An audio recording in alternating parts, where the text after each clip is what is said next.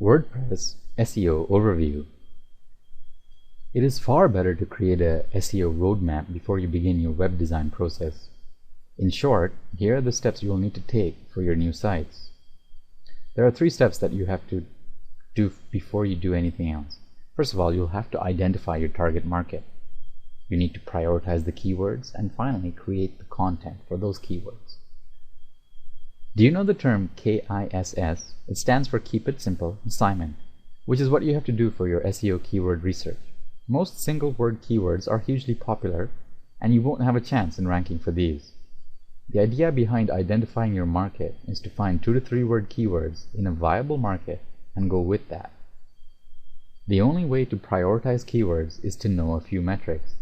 Among those few metrics are daily and monthly traffic, a broad search value, a cost per click value, and so on and so forth. These are highly technical terms and are outside the scope of this video. However, tools like Market Samurai and SE Cockpit will give you a better idea of how to make use of this data. As always, if Google is your search engine of choice, you can always analyze data using the Google Keyword tool. Once you have determined which the most successful keywords for your business/campaign will be, then go ahead and create content focusing on those keywords. If you have selected 5 different keywords, ensure that you create 5 different pages of content, each targeting that particular keyword.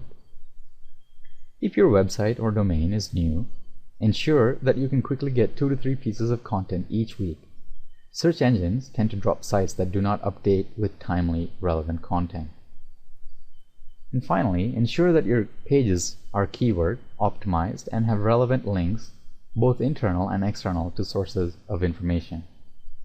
The idea is to keep your site free of distraction and ensure that you provide key information at the beginning to entice the visitor to keep reading.